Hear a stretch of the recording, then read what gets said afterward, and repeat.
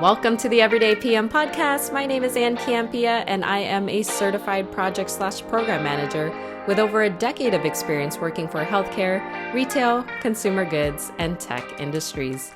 I thought we would try something new, something fun for this week's podcast. Now, as you know, the goal of the Everyday PM is to connect project management principles with our everyday lives. So I thought, what better way to do that than by connecting project management with the biggest box office hit of 2021, Spider-Man: No Way Home, which crushed it at the box office, making a whopping $609.9 million domestically through New Year's weekend, and it hit over $1 billion globally, according to The Hollywood Reporter.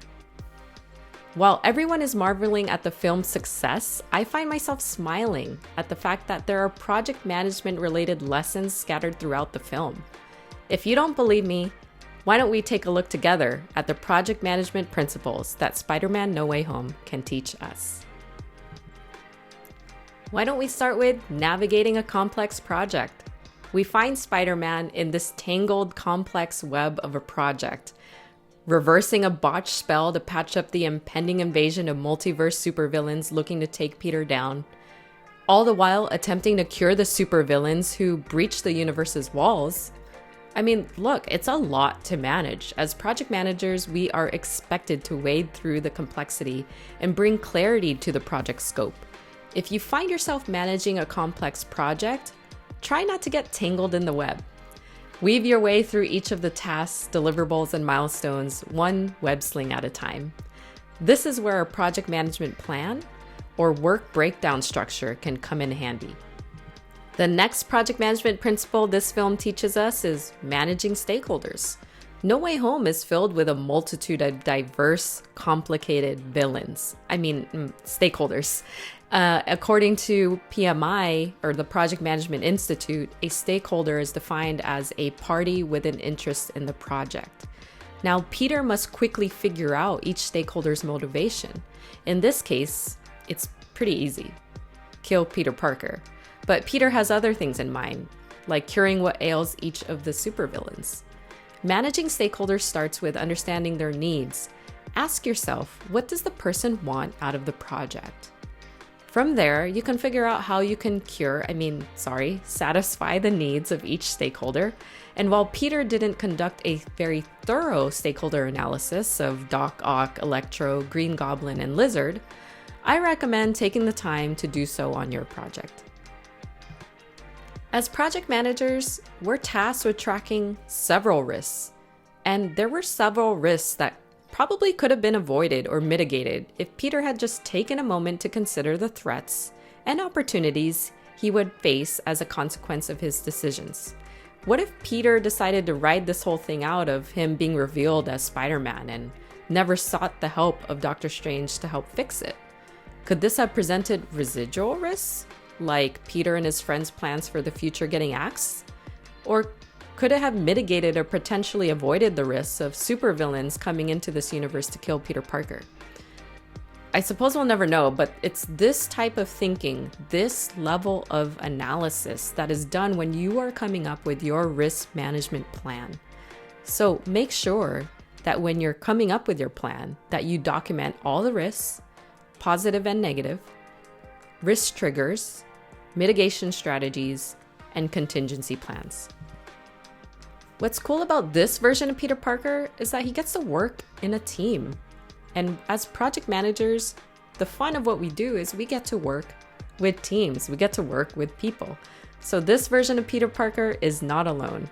He works with a team, albeit a small one. And as project managers, we have the honor of working within project offices alongside fellow PMs. We are also tasked with working as part of cross-functional teams, which means you're working with members of other teams that provide critical components of the project that you're managing and feed into the success or failure of it. Therefore, your ability to work with different types of team members is critical. You can see throughout the film the interactions between Peter and MJ and Ned, teeter between a team that's in its norming or performing phase, and they collectively also show high levels of EQ or emotional intelligence, which refers to their ability to identify and manage one's own emotions, as well as the emotions of others. And let's not forget that when Peter and his team members are unsuccessful in getting accepted into college, he makes a grand effort to resolve the problem by attempting to coerce the admissions officer to reconsider Ned and MJ for admission into MIT. This is following Peter's first attempt to solve the problem, which was going to Dr. Strange for help, which we know where that ended up. Now, while neither of the problem-solving strategies is successful, I commend Peter for his urgent attempt to clean things up for his friends. Problem-solving is an essential skill in project management to handle the issues project managers encounter on a day-to-day basis.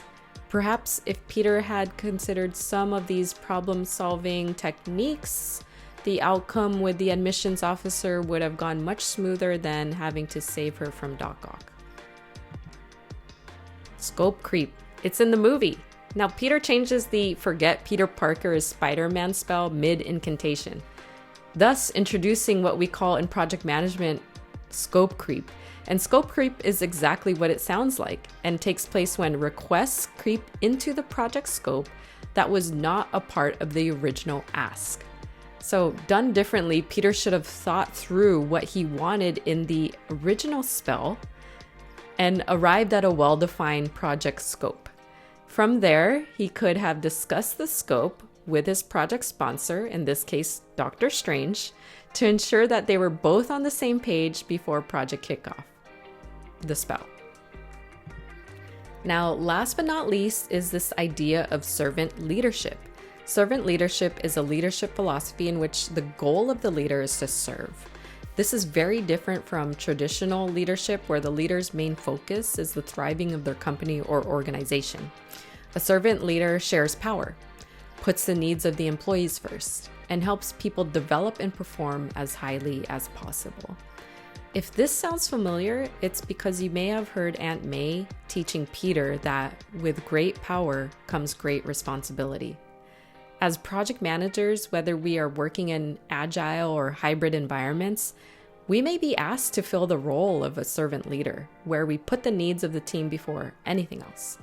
In this case, Aunt May is instilling in Peter this idea that he must put the needs of others, even supervillains, above his own.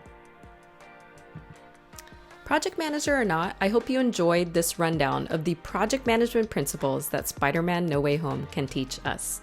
Let me know if you caught any other PM-related or life lessons while you were watching the movie, and hopefully you'll catch these and many more in your next viewing. That will do it for this installment of the Everyday PM podcast. Continue the conversation by following me online on LinkedIn and check out theeverydaypm.com for more content like this. Support the Everyday PM podcast by giving us a 5-star review on Apple Podcasts or whatever podcasting platform you are listening in on. We're available on Spotify, Google Play, Breaker, Overcast, most podcasting platforms, as well as on this YouTube channel, youtube.com/Ann Campea. While you're there, take a moment to like this video, subscribe to the channel, and click the notifications bell to be the first to know when new content goes up. Thanks so much for joining me, and until next time, take care.